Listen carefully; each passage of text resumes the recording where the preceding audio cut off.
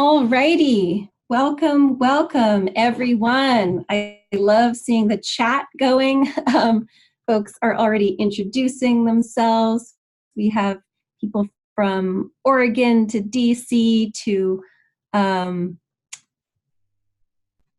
New York, Wisconsin. So welcome, welcome, everyone.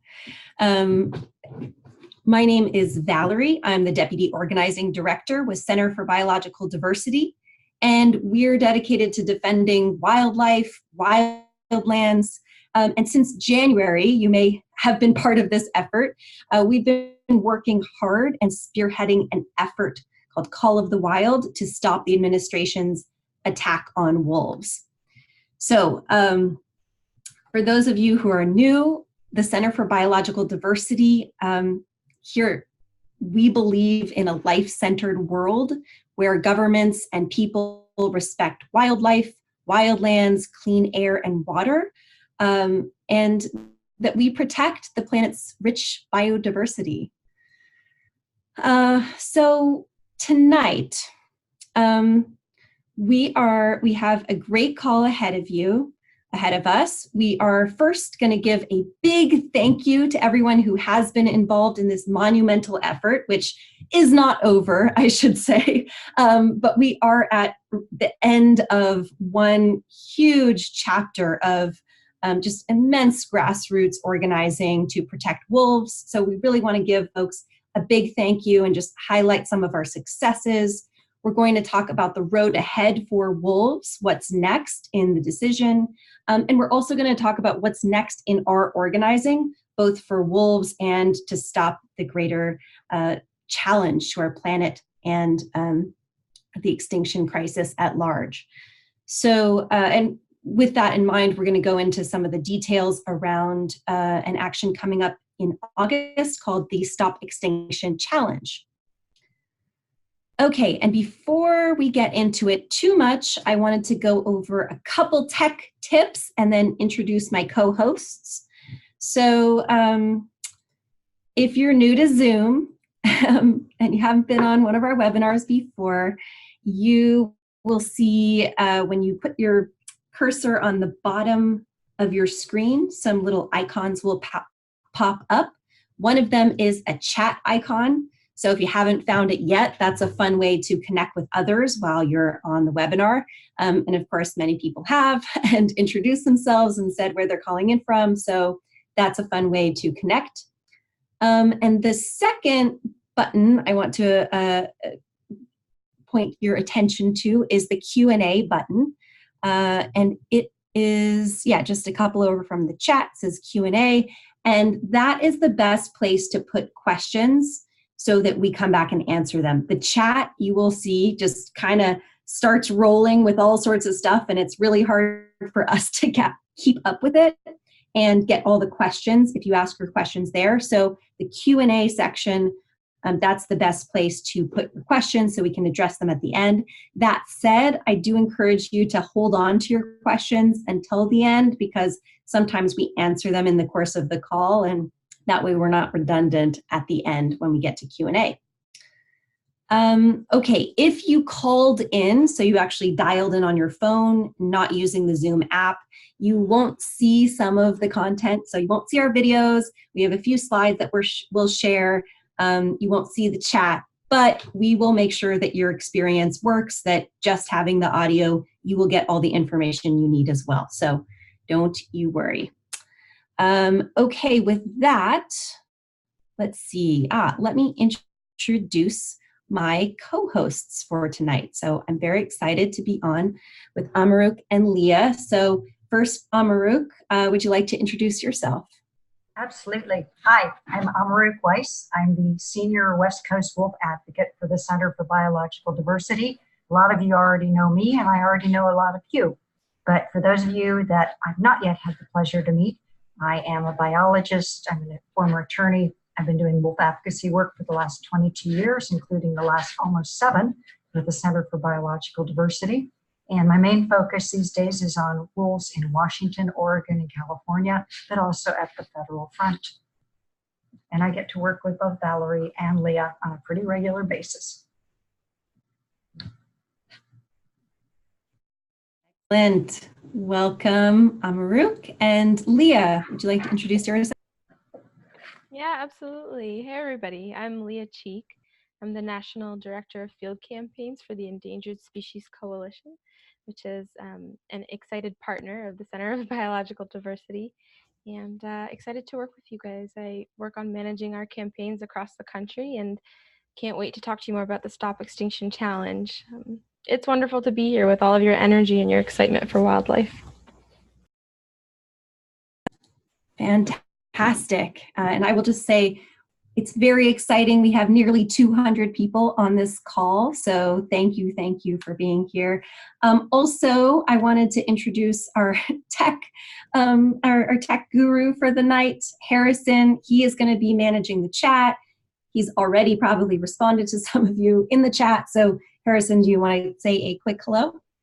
Yeah, thanks, Valerie. My name is Harrison. I'm a California organizing intern at the Center for Biological Diversity at our Oakland office. And I know many of you from some of our personal interactions. And it's always so fun having these webinars and getting to interact with you all this way. So yeah, let's get this going. All right, let's get this going. Okay, so we will have plenty of time at the end of the call for question and answer, but in the meantime, let's dive into it. We're going to start with pausing. We really, as activists, as organizers, it's so important to just pause and celebrate our successes, acknowledge our hard work. So we do want to start with that, of acknowledging the incredibly hard work and the great organizing that has gone into the wolf comment period. So I'm going to hand it over to Amaruk. Yeah, I don't think I can yell yay big enough. From every one of us here at the Center for Biological Diversity and from the Endangered Species Coalition, we thank you for all your hard work, for your passion, for your dedication, for the wild, and especially for the wolves. You didn't just meet our goals, you helped us blow the roof off our goals. 1.8 million total coalition comments were submitted to U.S. Fish and Wildlife Service, and out of those, 650,000 of those digital comments came from the center through your actions, getting people to submit digital comments, and then 53,000 of handwritten comments. Those were collected by all of you and other people that maybe couldn't make the webinar tonight, who've been out there collecting these, interacting with the public. You didn't just meet those kinds of goals, though. You also helped build a community. There were more than 1,000 people. There were 1,073 volunteers who collected comments around the country. There were 3,666 participants in the webinars that we did for training people. We had 32 Wolftivist mentors who stepped up and helped mentor new volunteers as they were coming on board. We had 67 data entry volunteers, because there's a lot of data to enter as those letters started coming in. And then 68 text team volunteers, because if you've been getting texts from all of us, just know that you weren't getting texts just from center employees, you were getting texts also from volunteer Wolftivists who stepped up to do that too. And then your actions mattered. And how we know that is, so first of all, you made 4,120 calls to Congress members on wolves that we know about. There might have been even more, but we know you did that many. You made 26 lobbying visits to your congressional representatives.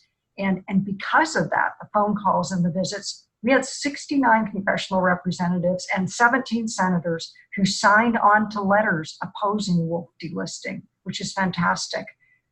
And also in terms of reaching out with the public to get those people to call their congressional representatives. You held 156 wolf outreach events across the country. You submitted 160 letters to the editor. And so together, all of this adds up. All of this made a difference. And we can't thank you enough for organizing to save our wolves. We're blown away by you guys. Yeah. Valerie, gonna let you take it from here. Yeah, I wanted to just do a little bit of a slideshow of what it looked like to feature your faces and what this kind of organizing, like achieving these results takes and what it looks like. So, folks out there tabling, talking to community members, so many different, we got so many images of volunteers tabling. I can't even show a fraction, but it's really amazing to see folks all over the country out there having those face-to-face, one-on-one conversations, which we know are the most effective way to change hearts and minds. And that's what we need, is really a culture shift around wolves. So this was just incredible work. And of course, gathering all those 53,000 handwritten comments, which are 53,000 personal one-on-one conversations that happened. So folks met and had events together, did presentations. This is like a whole dance troupe that got involved. And folks came together in Portland. There was a community hearing where people spoke out and had testimony for wolves that got recorded, and the transcript was submitted to U.S. Fish and Wildlife, but also we held a rally. Kids got involved. It was really inspiring. Actually, these kids brought their parents out to the Portland hearing and the community, the protest and community hearing. So kids were getting the adult generation involved. You can see kids' letters from around the country. It's just so precious to see those coming in with these just heartwarming, beautiful messages from kids all across the country. From Idaho, here's Presley from Idaho. And then these are some of our amazing data entry volunteers Amaruk mentioned. It took all kinds of actions, not just the folks out in the community, but data entry, text volunteers, administrative support. So we couldn't have done it without any of those aspects. And then this is one of a big delivery event that we had in DC. We had a congressperson speak, Congressman Beyer, and we had all of these boxes are just filled with your handwritten comments, which we personally delivered to U.S. Fish and Wildlife Service. So, that's what's coming next. So I just wanted to give an opportunity for a couple of people to speak. And if you would like to share very, very briefly, so in 2 sentences at most, 1 sentence is if you can really manage it, is just one thing that you're taking away from this organizing experience if you were part of this. And again, welcome to new folks, by the way. This is just so that you know what a kick-ass team you're a part of. We get results, we get out there and we organize, so welcome. I hope you join us for the next chapter. But the folks that were involved in the last chapter around this wolf organizing effort, there is a raise your hand button. So if you go again to the bottom of your screen and press raise your hand, please don't be intimidated. I want to hear from just a few folks who are involved to say in a sentence or less, what are you taking away from this effort? Okay. I'm going to call on, okay, Cabria, you are here, wait, you should be able to unmute. There you go. Hi, thanks, Valerie. Thank you, Amaruk. It was great to get support and encouragement from other people that I never would have met otherwise. I found community, and I've stayed in touch with quite a few of those people, and that's keeping me going. Fantastic. Thank you so, so much, Cabria. Thank you. Okay. And Rob Ross, let me unmute you here. Hang on. Okay.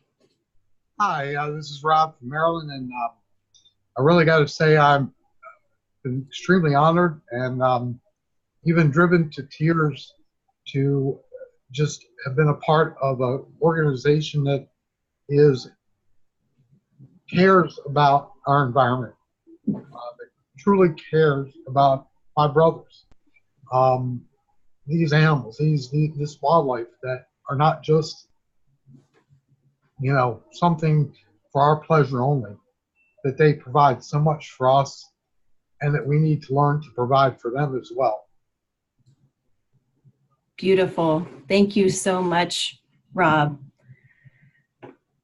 I know you've done a ton of work, not just with us, but for decades. So Allison Martin, let's hear from one more person here. So Allison, you should be able to unmute yourself.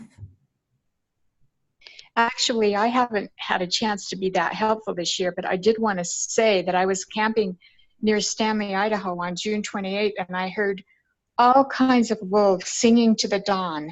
So they're out there in Idaho. Nice.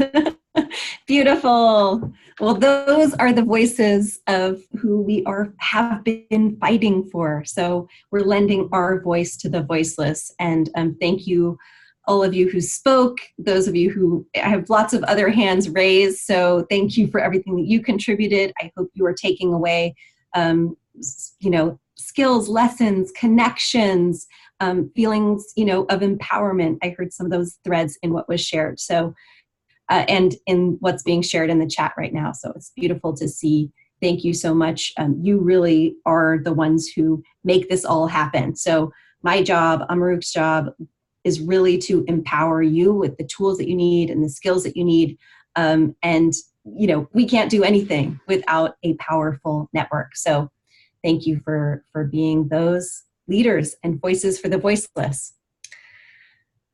Okay, so let's talk about the road ahead. I'm going to pass it back to Amaruk to talk more specifically about the road ahead for wolves, and then I will talk about some of the immediate next steps in our organizing. So I think that the main question most of you have been asking about is what kind of timeline can we expect? That is, when's the U.S. Fish and Wildlife Service going to announce its final decision? And I would say that generally the U.S. Fish and Wildlife Service takes around a year in these kinds of instances where there's a listing, delisting proposal. It could take longer this time because they have so many comments to go through, and they are supposed to go through all those comments and consider them. But because it's the Trump administration, they could do something totally outside the norm. They could come out with a decision more quickly. We're expecting it to be around a year. That's the normal procedure.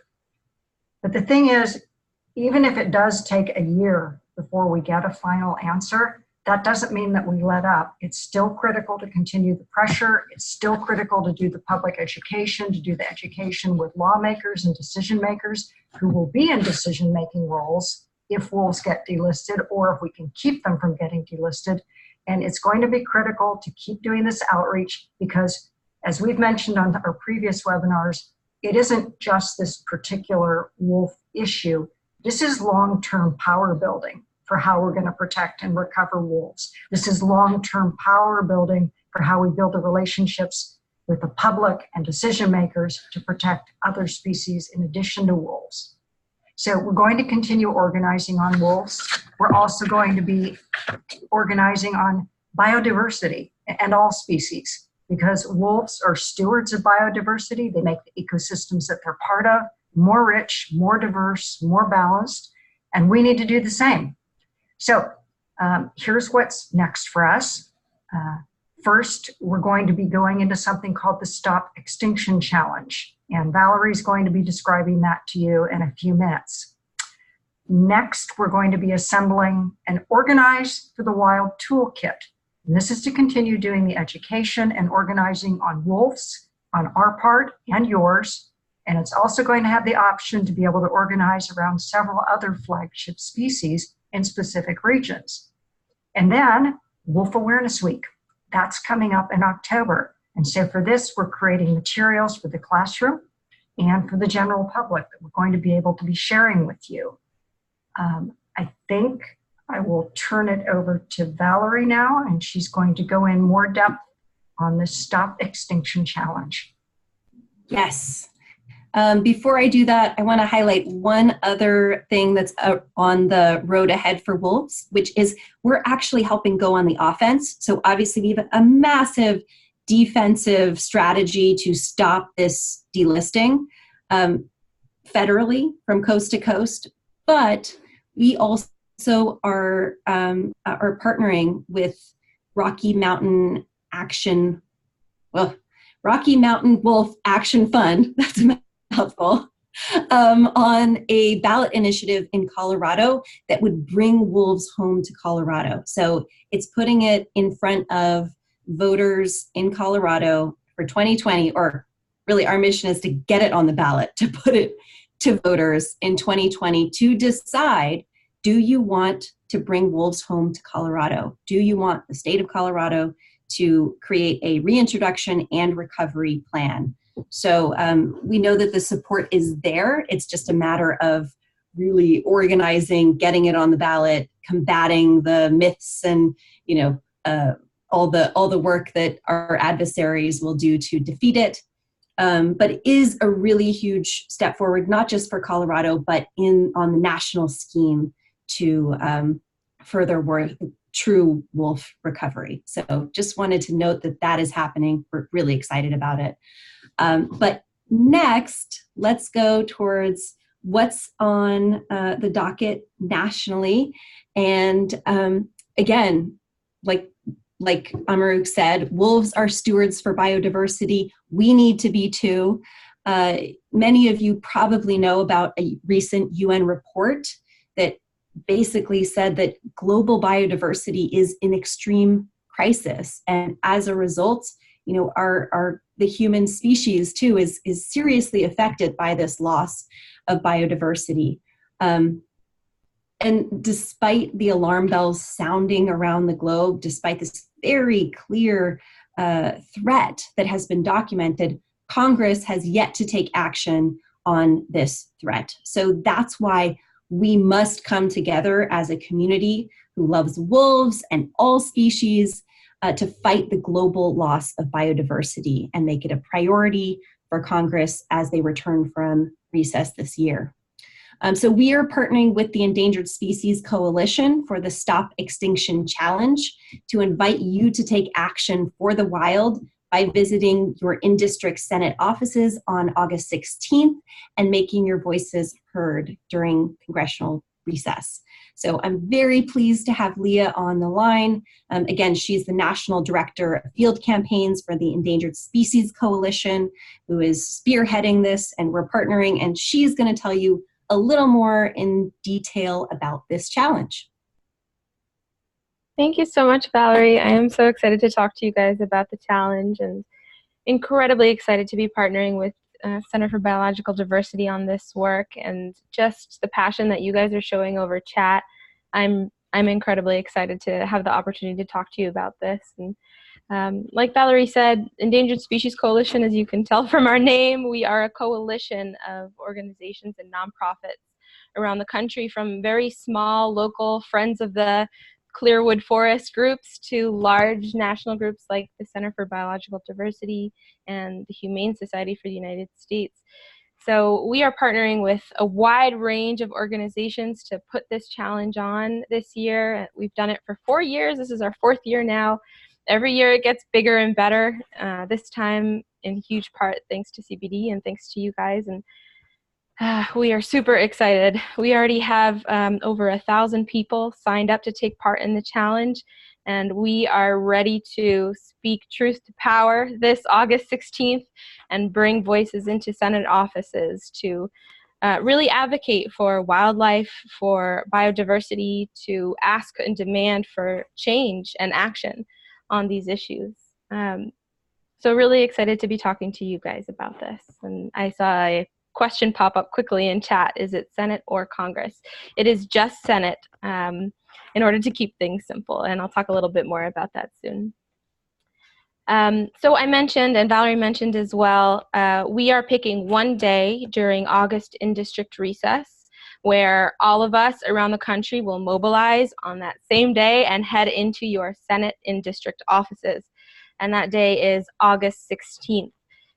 We've already got a ton of folks signed up to go. We are in the process of forming teams, and that will be part of the experience. I know folks mentioned earlier what a pleasure it is to be able to connect with people who care about these issues the same way we do. And that's something we want to support and promote. So when you sign up for the challenge, our goal is to connect you with a team of other advocates who can head into your in-district office with you and be ready to communicate with those offices.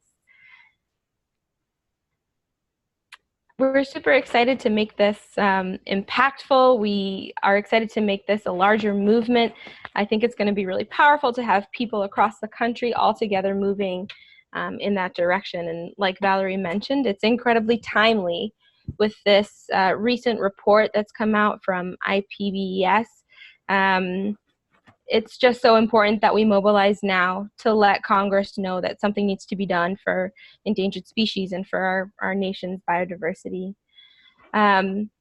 So we do have some specific asks that will be associated with the challenge because, you know, it's one thing to go into our congressional office and demand for change, and it's another to tell them what that change will be. So we do have some specific things that we will be asking our senators for.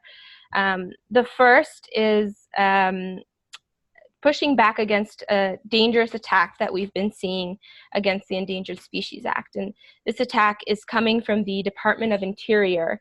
Under Trump's administration, the Department of Interior has proposed these new regulations that will change the way the Endangered Species Act is enforced and carried out. And these regulations range from a couple things. For one, it would not allow for the consideration of climate change as a reason to consider listing a species. It takes that consideration out of the picture.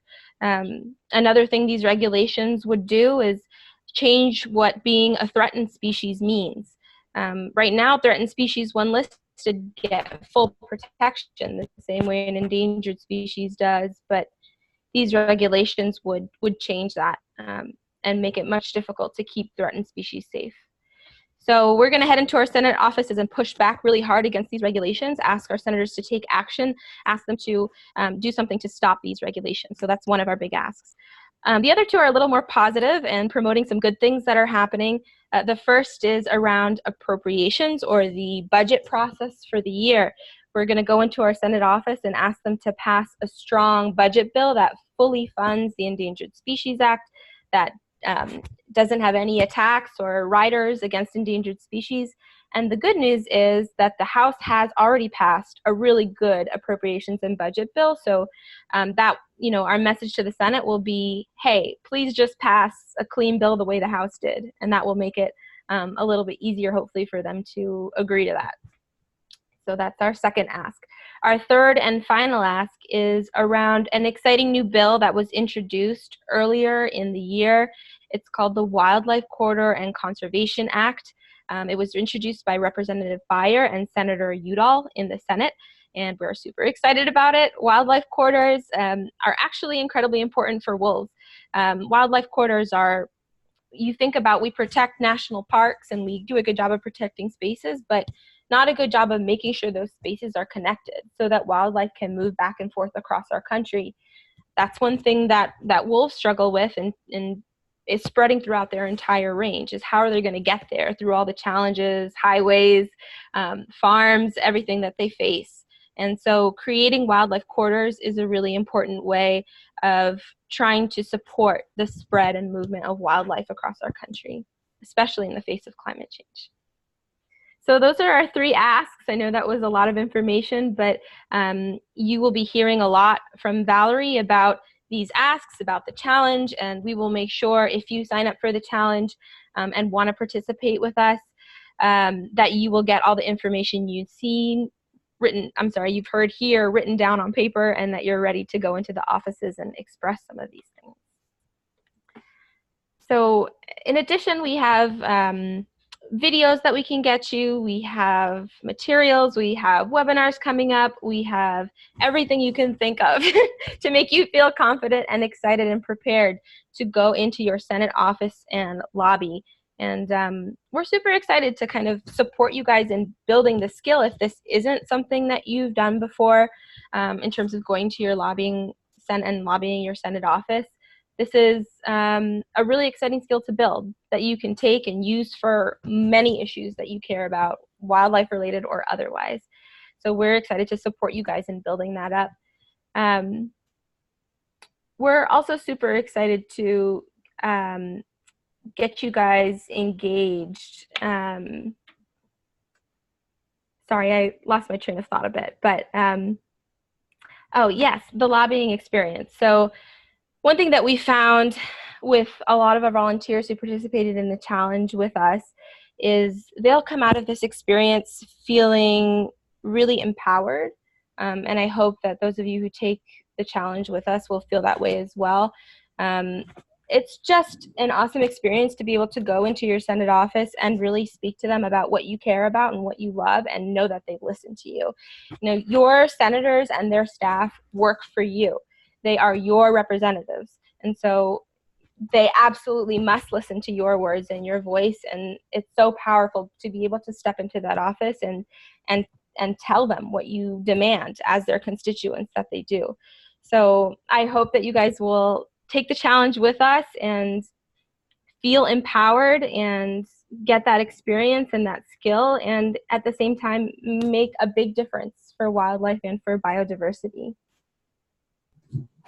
Awesome. Thank you so much, Leah, for spearheading this. We're really excited to partner with Endangered Species Coalition and mobilize with you into teams of action. So that's one of the exciting things is, you know, we are part of a broader coalition and a bigger team. So you won't have to do it on your own. Chances are there's a team in your area that you can become a part of and leave inspired and get all the skills and learning that you need to make it happen along the way. So if you are up for the challenge, please sign up. So Harrison is going to drop the link directly into the chat, and you can take a minute and just sign up right now, and we will follow up with you and be getting you materials, videos, further training, connecting you with local teams, all of that good stuff. But we need to know that you want to do it, so please do sign up.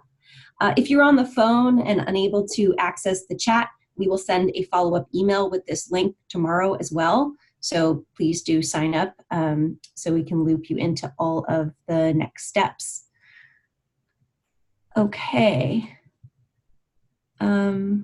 Okay, great. I will just share the link one more time just so it doesn't get lost in the chat. And I'm going to transition to question and answers in a sec. I'm kind of stalling because I hope that you are taking a minute right now to fill in your information. So I'm filling in a minute of time, but you can do that. Okay.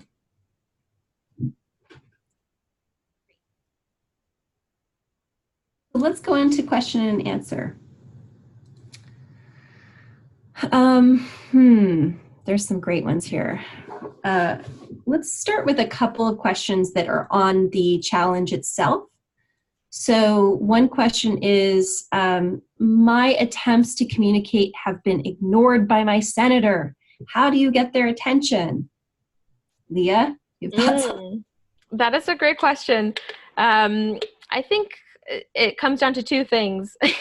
One, occasionally it's logistics. So sometimes you just need the right email to reach out to. A lot of the emails get sent to their national schedulers and they get lost in the shuffle. So one thing we're doing with the challenge is we've been able to partner with National Resource Defense Council to get a good downloaded list of who the exact right people who schedule in district meetings are. So perhaps that will be one thing that helps. If you have a particularly negative senator who's just doesn't care about wildlife, that may not help that much, but it could help that you're going in with a group of people. So you've got the power of people behind you, and that does help to be going in with a community. Great. So in most places, there will be a lead volunteer or even staff person that's setting up the meeting. I know when we've done lobbying before, and folks have had trouble getting the attention even to get a meeting scheduled. So for many of you, there may be some places where we don't have a lead that you might be asked to set up a meeting, but for the most part, you won't be. You'll just be joining a team and going to speak your mind, to use that people power to convince them. So I wasn't sure if that question was in convincing them or in actually getting their attention to set up a meeting, which has been, it can be difficult, and folks have run into that in the past. But okay. What about, someone's going to be out of town during the lobbying day, but back home with family in Illinois. If their dad is interested in lobbying, could you do that? And maybe to make this question more broadly applicable, if you're traveling, if you're not in the district where you live, can you go anyway? Can you bring other people? What would you recommend?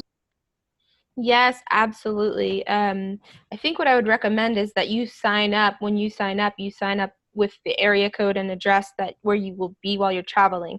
And that way we can connect you with the team that's developing closest to you. But even so, yes, absolutely. You should head in, make sure we have your address, or we can get you the materials you need. Make sure you get on a webinar, and bring your dad on a webinar, bring your whole family. Yeah, absolutely. Feel free to bring folks with you, and just head in the office on the 16th. That's awesome.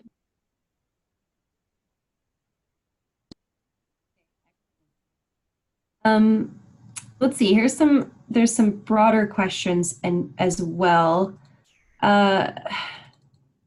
Gosh, there are a couple about, there are a few that are similar. So it's sort of about the opposition to protecting wildlife and protecting wolves specifically. So one person says, I'm from Connecticut, this is Cindy. How do we change old mindsets of ranchers who loathe wolves and shoot them? Someone else says, do we have a program to appeal to ranchers? And someone else says, who is behind these regulations that want to destroy our wildlife? So maybe we can start, with, destroying our wildlife at large has a lot of different interests, I would say, but specifically talking about the wolf issue, ranchers or other interests that are in opposition to protecting wolves. What would you say about that, Amaruk? Yeah, I think it's important to understand that although the visual we get and the verbal we usually get is coming from the ranching community or the sports hunting industry, realize that there are some big money corporate interests that also help fund to make sure that those voices get out in the media.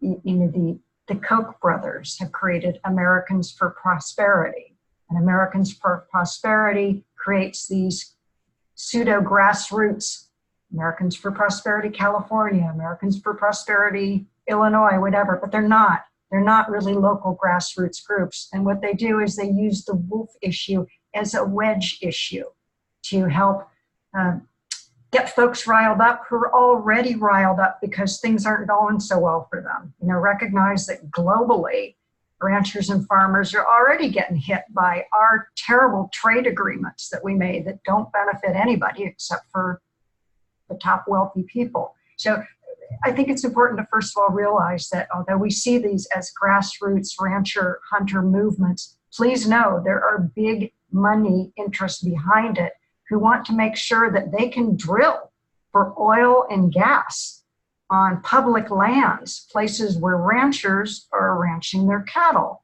And so using the wolf as the wedge issue on that gets ranchers very riled up and not wanting to consider changing their ways. There's a lot of things that can be done to change those ways. And there are people that are working with them and constantly talking about it, not just one-on-one with ranchers, but through letters to the editor. That's always a good way, actually, for you to help convince other members of the public, in addition to the ranchers, that there are other ways of doing things. that we can use non-lethal methods of coexisting, not just with wolves, but with other wildlife. So a lot of it has to do with broader public education than just specifically targeting the rancher community or the sports hunting community. I think it's also possible to pick up really positive messages that jive with them as well as jive with us. So for instance, the sports hunting industry, they don't want to see elk and deer wiped out by chronic wasting disease. Well, what's one of the best ways to make sure that that doesn't spread in deer and elk? Making sure we've got enough wolves and other predators on the ground who go after those diseased animals. So finding that link there, and again, that can even go in your letters to the editor, which again, further educates some other member of the public who maybe has a hunter in their family, right? And they can pass along the information. So it's finding those positive pieces where we can all agree that we have the same goal, and also recognizing where maybe we don't have the same goal, but we can still find a way to make it work. Many states have compensation funds right now for livestock producers. Many states have proactive funds right now for helping them use non-lethal measures. And those are all types of things that conservation groups are constantly talking to ranchers about as being available and helping them shift. Nice. Okay, a little more on wolves and next steps, the decision. So someone just wants a little more clarity on who makes the final decision on wolf delisting and what is that process again? And can a president override the decision? Well, I can answer the first part of the question. I'm not sure I can answer the second part of that question. It's a great one.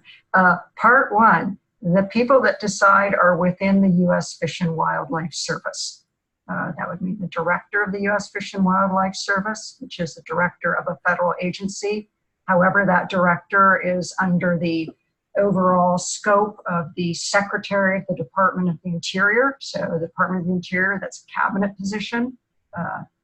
Trump has appointed David Bernhardt to be in charge of that. So there's no doubt that Bernhardt will have some influence over whatever the director decides. As far as when the decision would be made, how would it come out? It would be, if they make a final decision to finalize that rule that they proposed, or to finalize it with some minor tweaks based on some of the comments they got in, it would be published in the Federal Register, and they would do a press release announcing that. If they decide not to move forward with it, we probably just won't hear anything. It'll probably just be in limbo. You know, this is what happened in the Obama administration in 2013 when the scientist peer review panel came out and trounced on that proposal, as well as several good legal results we were getting on wolves at that time. And the U.S. Fish and Wildlife Service just got scared by the whole thing, backed off, and they just dropped it. And so we didn't hear it resurrected again until 6 years later, when they suddenly announced, well, 5 years later, when they announced last summer they were going to try to run it again. So either nothing will happen and we'll hear nothing, or we're going to see a federal rule published in the Federal Register. Can the president overrule what the agency has done? I'm not an expert on that issue, but I'm going to ask someone in our organization that is, and we'll have that answer for you posted on Slack. Hopefully you guys are all joined up on Slack. If you're not, Valerie will tell you about it so that you can become part of our online community and continue posing these great questions so we can get answers for you. Yes, that's a good lead in, Amaruk. Might as well plug it now. Slack it's an online chat tool essentially, and that's how we stay connected and engaged, at least one of the ways, between webinars, between all these, amidst all these asks and action that we're doing out in our communities. So we will, I should add this to the follow-up email, which is just to include a quick link so that you can sign up if you're not already there. And yeah, come on, share your questions, hear from others as we, get into the Stop Extinction Challenge and the next phase of the Wolf campaign. It's just a good place to connect and hear from others about what they're doing too. Okay. Let's see what else. And I'm trying to pick ones that can kind of be applicable to other people on the call. Okay, so one question is about Colorado, the Colorado Wolf Ballot Initiative. What is the name of the Colorado group again, and how can someone from another state support them or support the effort? And again, the organization that we are working with that's for this ballot initiative, they're called the Rocky Mountain Wolf Action Fund. I got it. So many words. The Rocky Mountain Wolf Project is the main organization, is a sister organization that does wolf education and outreach. The Action Fund is their political organization that's running the ballot initiative. So we are partnering, we're mobilizing our network to be part of that and hosting, actually in 2 weeks, we're gonna host a Colorado specific call to go into more detail, to do some of what we love doing, which is community building, sharing lessons learned on collecting signatures, supporting folks who are new to the effort and folks who are veterans to take the next step in evolving their leadership and supporting others. So if you're interested, please stay tuned and sign up for that. And we hope to, we hope you'll join us in that effort. But sounded like that was someone out of state. So the problem is that only registered voters, only Colorado residents can collect signatures, and only Colorado registered voters can sign to get this initiative on the ballot. So unfortunately, you can't go there and do the work. Trust me, I'm like the first one. I want to fly out there and just start collecting signatures right now.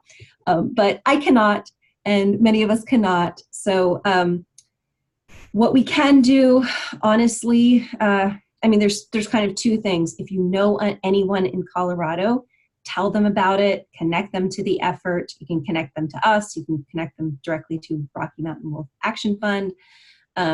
And second, you can give money. That's honestly like what's really, really needed to get this passed. It takes a mind-boggling amount of money to get these things on the ballot and then to fight the powerful interest, because all the hunting groups, sportsmen, ranchers are coming together in a coalition right now to oppose this. So it's not a slam dunk. We do have, like, the polling shows strong support, but when those myths start getting out there and organized money comes together to fight your ballot initiatives, it can be really tough going. So we need to have a really strong plan and money and people power together on our side to win. So that really is the other thing that folks out of the state can do. Okay. Let's see. Oh, that's interesting. Someone just said, for Colorado, can phone calls from out of state help? Maybe. Leah, you have an answer?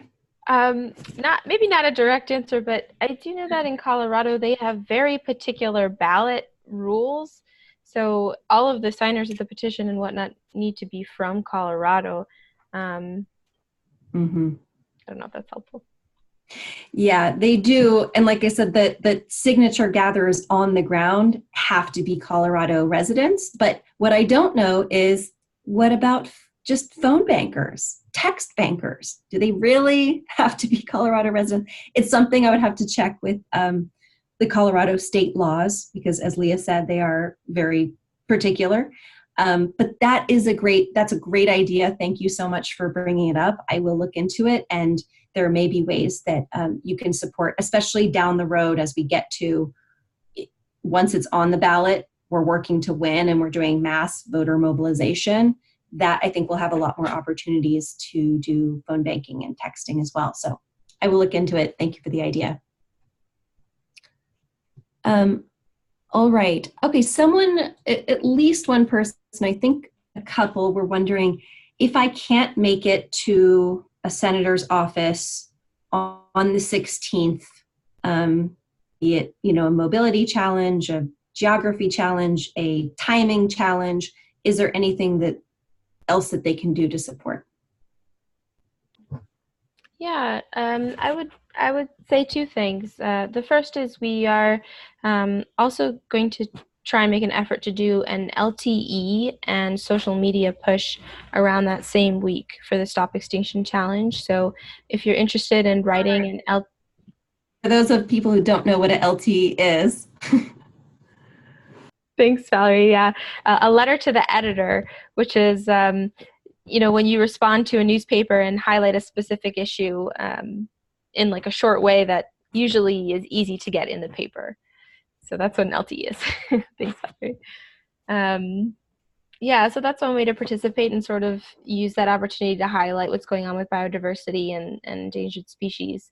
The other thing I'll say is, although we are, for the Stop Extinction Challenge, really focusing on one day and encouraging people to show up on that day to really show our unified power as a nation, there is no reason that you can't attend the webinars, get all this information, learn how to lobby, and go on another day that works for you. There's nothing that's stopping you from doing that. So that we would highly encourage that and very much welcome that if you absolutely can't make it the 16th. Okay, great. Sorry, finding my place in there. There's a lot of questions. We won't get to them all. I'll answer a kind of meta question, which is, well, someone wants to know who they can get in touch with, but this also will answer if you had a question that didn't get answered and it's important, you need to know to take further action, please do get in touch with us. So our general email is ignite@biologicaldiversity.org. Again, like ignite change, ignite@biologicaldiversity.org. And you can send us questions, unanswered questions, or just if you'd like to get more information about some of the actions or how to get involved. Okay. Oh yeah, I had one other question I wanted to bring up before we start bringing it to a close. So someone says, can you send me a packet of materials I can introduce to elementary age students? I love this question because educating the new generation, they are the future. In some cases, they are the now leading change. And gosh, I still think of, those little girls who got their parents, by the way, their parents are ranchers, but who have a different philosophy on coexisting with wildlife, but they're really, they're growing up and they're championing a different way and kind of pulling their parents to get more involved in it. So it's pretty cool. Okay, so with that said, how can we send you a packet of materials? We will be putting together classroom materials for Wolf Awareness Week. I'm hoping to borrow from others so we don't have to reinvent the wheel, because I know there are some great organizations out there that do this kind of work in classrooms. So at least with regards to wolves, those materials are being put together. Wolf Awareness Week is in October, so we'll have them put together, by the end of September, likely, if not sooner. So stick with us, and we will be getting those out to you. And I guess that's back to school anyway, so you can hang out for the summer, and we'll be back in touch when folks are back in school. Okay, so with that, I'm gonna start bringing us to the close. We just have a few minutes left before the top of the hour. I would just like to say thank you so much again. A Margaret Mead quote comes to mind: "Never doubt that a small group of thoughtful, committed citizens can change the world. Indeed, it's the only thing that ever has." In our case, we're not even a small group. We're a powerful, larger network. We had over 200 people on this call from all over the country. Many of you are activating others in your communities. You're making up those many small pods of people who are the building blocks of change. So thank you for your role in bringing forth a world that respects and honors life. So next steps, you will be getting an email tomorrow with follow-up with the link to sign up for the challenge if you didn't sign up tonight. And then in the coming weeks, we will be sending you lots of materials if you did sign up for the challenge to support you every step of the way. Again, you can sign up for Slack. I'll make sure that's added in, at least in the PS, so look for it in the email tomorrow to join our online community to continue the conversation. And you can also, as I said before, email us at ignite@biologicaldiversity.org if you have a burning question that didn't get answered or and other ideas for next steps. So, phew, have a wonderful night. Thank you so much, and we will be in touch very soon. Thank you. Thank you. Good night. Good night.